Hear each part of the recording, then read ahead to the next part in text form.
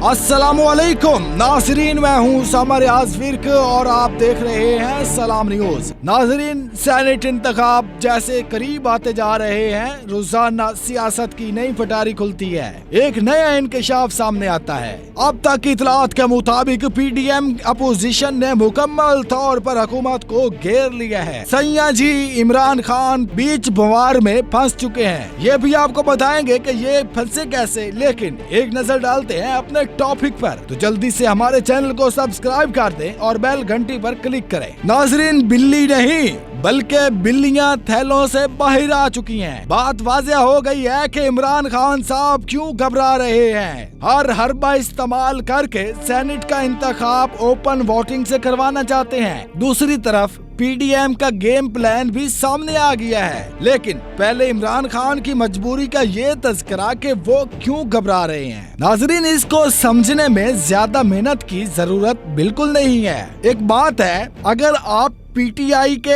MNA होते तो अपनी मर्जी से हफीज शेख साहब को वोट देकर सेनेट मुंतखब करवाना चाहते। ये वो हफीज शेख साहब हैं जो पहले परवेज मुशर्रफ के आदमी थे, फिर जरदारी साहब के आदमी रहे और अब IMF के आदमी तस्वुर किए जाते हैं। ये वो हफीज शेख साहब हैं जो सेनेट का टिकट मिलने के बाद पीटीआई में शामिल हो गए, जो रोज महंगाई करवा कर बतौर एमएनए आपको अपने हलके के वोटर के सामने शर्मिंदा कर रहे हैं। पीटीआई का इनसे ताल्लुक ना होने के बावजूद वो हफीज शेख साहब जो रोज इमरान खान साहब के पास बैठकर और इन्हें डिकरेज कर रहे होते हैं, लेकिन आप एमएनए होकर भी अब इमरान खान साहब को क्या इनके प्रिंसिपल सेक्रेटरी आजम खान साहब की शक्ल देखने के लिए भी तरस रहे होते हैं। चलिए, एक बार आप असद उमर भी होते तो क्या आप खुशी से हफीज शेख साहब को सेनेटर बनवाना चाहते, जो पहले आपको वजारत खजाना से रिप्लेस कर चुके हैं और मुस्तकबिल में भी आपके लिए चैलेंज बन सकते हैं। इसी तरह आप खैबर पख्तूनख्वा असेंबली के पीटीआई के रुकन हो तो आप सानिया निश्तर को खुशी से वोट देंगे,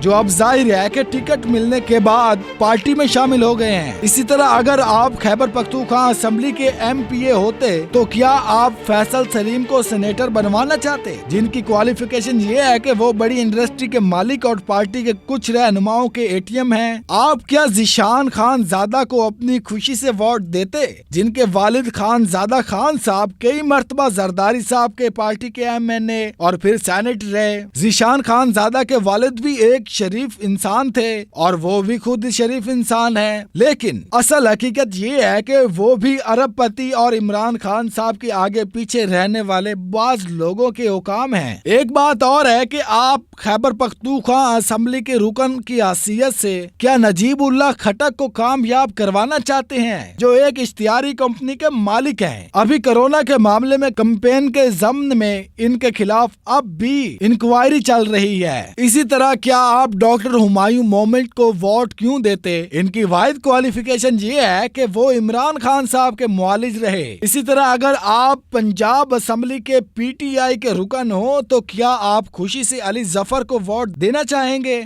जिनका माजी में PTI से कोई ताल्लुक नहीं था। इनके वालिद परवेज मुशर्रफ के वजीर कानून थे और PTI ज्वाइन करने से कबल अली जफर हुकूमत को ज्वाइन कर चुके थे। इसी तरह अगर आप सिंध असेंबली PTI रुकन होते तो सैफुल्लाह आबरू को वोट क्यों देते, जिनकी क्वालिफिकेशन ये है कि वो अरबपति हैं और इनके बारे में खुद PTI की तंजीमें तहरीरी शिकायत कर चुकी हैं। अब वो PTI के बाज़ रहनुमाओं के ATM है। मसला अब एक और हवाले से भी संगीन है, वो यूं के परवेज खटक, असद कैसर और असद उमर जैसे लोग जिन्हें सेनेट इलेक्शन के दौरान लोगों को कायम रखने की जिम्मेदारी सौंपी गई है, वो भी मुझे नहीं लगता कि दिल से काम करेंगे। परवेज खटक साहब को इमरान खान साहब की वफाकी हुकूमत में आने के बाद जिस तरीके से रुसवा किया जा रहा है, तो इसके बाद वो कैसे दिल से काम करेंगे। इन्हें अच्छी वजारत नहीं दी गई। इनके जो कैंडिडेट थे, अभी सेनेट के लिए दरोज खान को सेनेट का टिकट नहीं दिया गया, इनकी बजाय नजीब उल्लाह खटक को टिकट ٹکٹ دے دیا گیا ہے۔ اسی طرح محمود خان صاحب جو اب وزیر اعلیٰ خیبر پختونخوا ہیں، وہ اپنے بھائی کو سینیٹر بنوانا چاہتے تھے، لیکن ان کو بتایا گیا کہ جو وزارت اعلیٰ آپ کو دے دی گئی ہے اس پہ اتفاق کریں۔ اور ہم دیکھ رہے ہیں کہ مختلف شخصیات کے مختلف داڑے ہیں۔ اب پچھلے الیکشن میں پرویز خٹک صاحب جیسے سیاسی گرو وہاں کے وزیر اعلیٰ تھے اور وہ الیکشن کو سنبھال رہے تھے۔ اگر اس وقت 20 یا 22 لوگ بک گئے تو ہم سب جانتے ہیں کہ محمود خان صاحب کس طرح ان لوگوں کو قابو کر سکتے ہیں۔ دوسری طرف پنجاب میں اصل گرو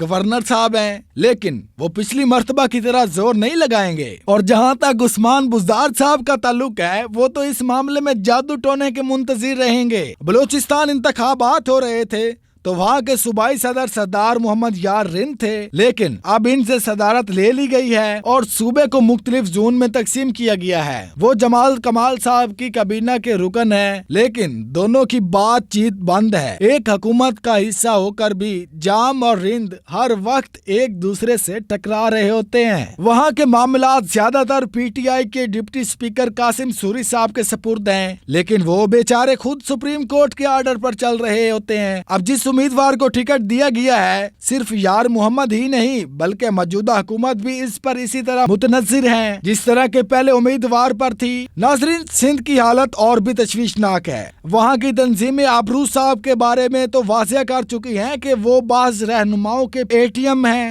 دوسری طرف عمران خان صاحب فیصل وابڈا کو بہر صورت لانا چاہتے ہیں، لیکن دوسری طرف جو گورنر صاحب اور علی زیبی صاحب ہیں، وہ ایک اور ارب پتی، ایک کاروباری شخصیت کو جو علی زیبی صاحب کے بہت قریب ہیں، محمود مولوی، ان کو سینٹ میں بنوانا چاہتے ہیں، جنہیں سینیٹر تو کیا چیئرمین سینٹ کے خواب دکھائے گئے تھے، لیکن نہ جانے کیوں انہیں بھی ٹکٹ نہیں دیا گیا۔ ان حالات میں اب بابر اعوان صاحب سے یہ توقع کرنا کہ وہ دل سے پی ٹی آئی کے امیدواروں کے لیے یہ توقع لگائیں گے، میرے خیال میں یہ نادانی کے سوا کچھ نہیں۔ اب پی ٹی آئی کے برعکس دوسری طرف پی ٹی آئی میں شامل دو بڑی جماعتوں نے اب کے بعد سینٹ کے ٹکٹوں کی الاٹمنٹ میں کافی حد تک نرک سے کام لیا ہے۔ اگرچہ پیپلز پارٹی اور نون لیگ نے بھی بعض ٹکٹ کچھ لوگوں کو الاٹ کیے ہیں، لیکن کوئی بھی ایسا نہیں ہے جن کو پارٹی میں پیراشوٹر سمجھا جائے۔ پیپلز پارٹی میں رحمہ ملک کو ڈراپ کر کے فرحت اللہ بابر صاحب جیسے بندے کو سینیٹر بنوا رہے ہیں، جبکہ مسلم لیگ نون کے ٹکٹ حاصل کرنے والے میں بھی اکثریت مریم نواز گروپ کی نظر آتی ہے۔ لیکن سب سے دلچسپ کام پی ڈی ایم نے اسلام آباد میں یوسف رزاق گیلانی کو مشترکہ امیدوار کی صورت میں کیا ہے۔ اگر ووٹنگ ہو تو اس صورت میں ان کی جیت کے بارے میں پی ٹی آئی متفق ہے۔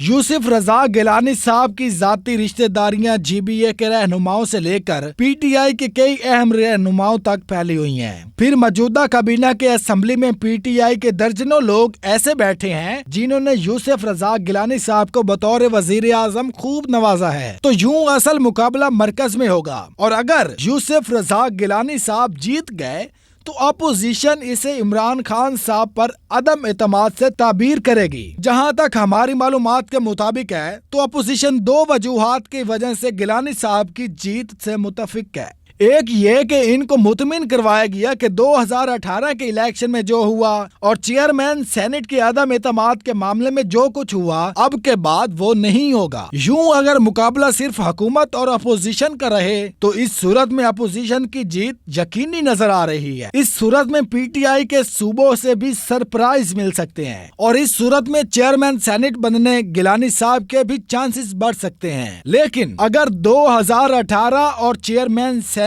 گلگت بلتستان کے الیکشن تاریخ کو دہرایا گیا تو پھر شاید زرداری صاحب اور پی ڈی ایم کے دیگر رہنما ماضی کی طرح ہاتھ ملتے رہ جائیں گے۔